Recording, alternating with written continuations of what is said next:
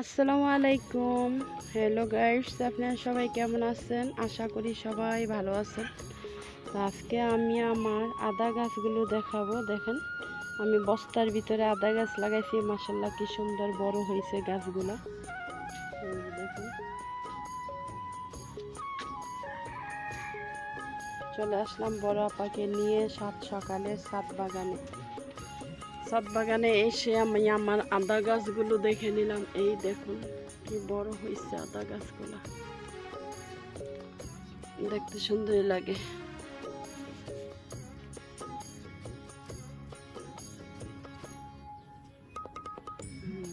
এই দেখুন, এই যে আমার আদা গাছ, কত সুন্দর হয়েছে। খালি ধরতে ইচ্ছা করে।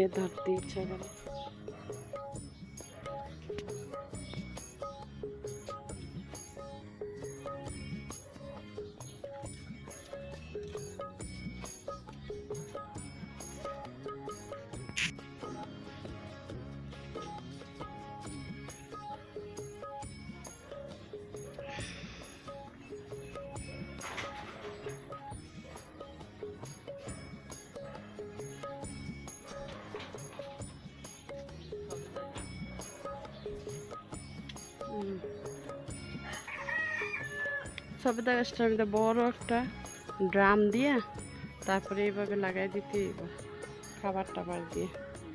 এই যে তা না হলে সবেদাগুলো জড়ে যাবে। মাশাআল্লাহ, অনেক সবেদা ধরছে।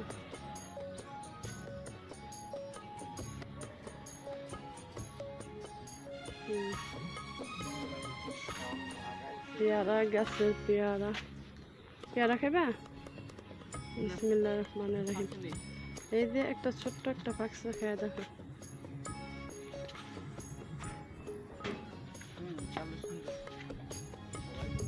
ছোট্ট একটা পাকসা।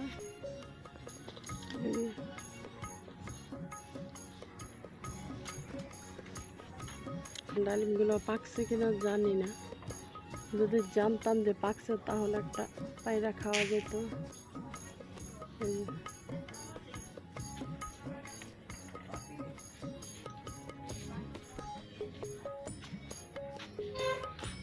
আপেল গাছটা আমি তো দিতে হবো, কীটনাশক দিতে হবো, ওষুধ দিতে হবো।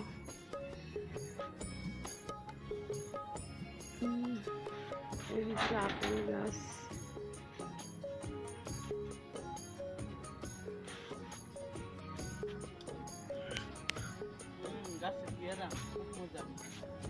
মিষ্টি আরো বড় হয়তো, কিন্তু বৃষ্টি আসলে গাছের পেয়ারা পাইকা যায় তাড়াতাড়ি। এই কারণে পাইকা আছে। কালকে একটা দিয়েছিলাম মামিরে, মামি কয় ভালো হয়েছে, সুন্দর হয়েছে। আমার ছাদ বাগান দেখে উনি বলতেছে উনিও ছাদ বাগান করবো। আমাকে সাত কিসিম নাম দিব, বুঝছো? কালকে কইতাছে সাত কিসিম আমার নামটা দিয়া দিস। আমি কি আপনি নাম দিবেন? কহ আমি কি আপনার কি জানি লাগে যে ইয়ার বউ, আমরা সাথে করে বউ নিয়ে গেছে। আমরা দিয়ে আবার সামিয়া একটা দুটা পাইরা খায়। এই যে দেখুন, এখানে ফুল আসছে, এইখানে ফুল ফুটে গেছে, এইখানে ছোট ছোট দইরা আছে, ছোট ছোট দইরা আছে। এখানে যে বড় আমরা 12 মাসি আমরা।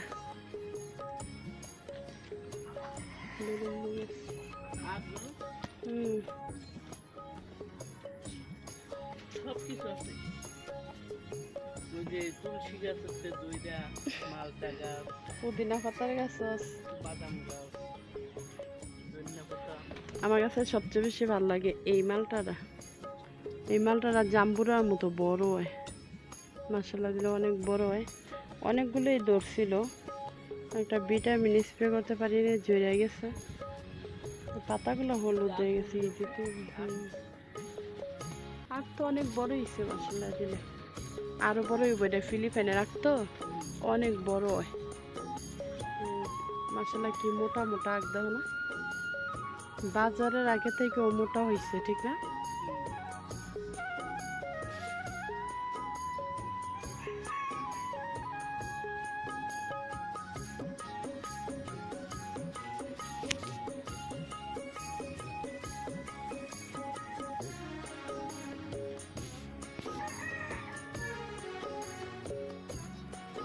ছাদে আসলে যদি কিছু নাই খাওয়া যায় তাহলে ভালো লাগে। ছাদে এসে যদি ফল ফ্রুট খাওয়াই না যায়। আপেলও না ধরছে, আপেলও না খাইলাম। আপেলও খাইছি, ড্রাগন খাইছি, তারপরে খাইছি কম বেশি অনেক। পেয়ারা তো সারা বছর ধরে।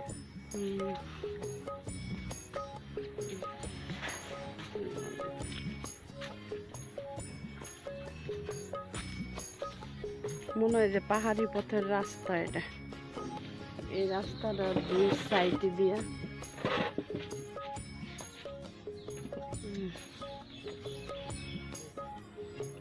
এই আমলকি গাছ, এই হচ্ছে পেয়ারা গাছ। পেয়ারা গাছের পেয়ারা পাকে না, ধরছে ঠিকই।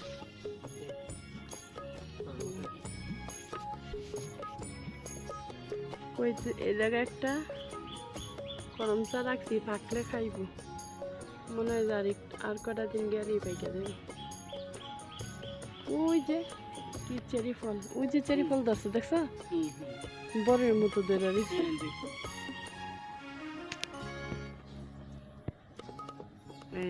এই যে চেরি ফল।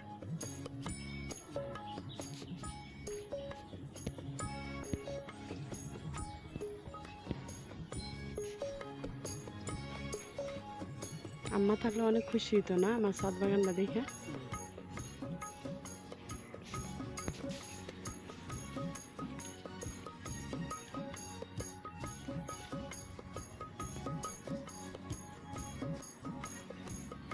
দেখা যাও এই যে এদিকে, এই যে চেরি ফলটা আছে ওইদিকে, ওইখানে চেরি ফলটা আছে। তারপরে এইখানে এই যে করমচাটা আছে।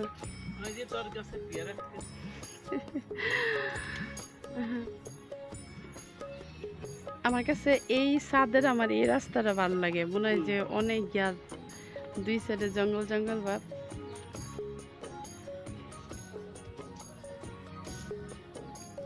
কত সুন্দর, হ্যাঁ ছাদ বাগান খুব সুন্দর লাগে।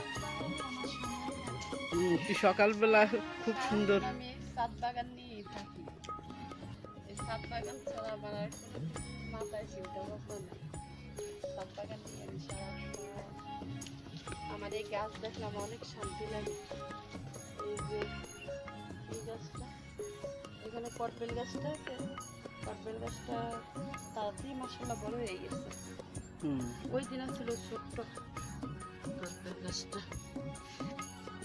তবে সবচেয়ে বেশি ভালো লাগে তোমার যে গাছটা আমি ডালার থেকে কাটিং করে চারা তৈরি করছি। যখন দেখো যেটা পাতাইছে ফুলাইছে, তখন আমার এত আনন্দ লাগে। কয়েকটা ডালার থেকে যে আমি চারা তৈরি করছি বলার বাইরে। এখানে ডাল কাটিং করে করে চারা তৈরি করছি। এই যে একটা আছে, এটি হচ্ছে তোমার টগর, বড় বড় টগরগুলো আছে না, টগর ডবল টগর ডাল কাটিং থেকে চারা তৈরি করছি।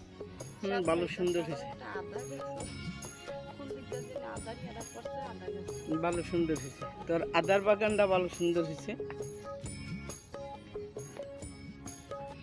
অনেকটি বস্তায় তো লাগাইছিস না? 9টা বস্তা, 9টা না 10টা। লেবু গাছে গোড়া গাছ, ওরে আল্লাহ, সুপারি গাছও দিয়েছে। সুপারি গাছটা অনেক বড় হয়েছে, ছোট্ট একটা তো। ওরে আল্লাহ, পেয়ারাটা পারি।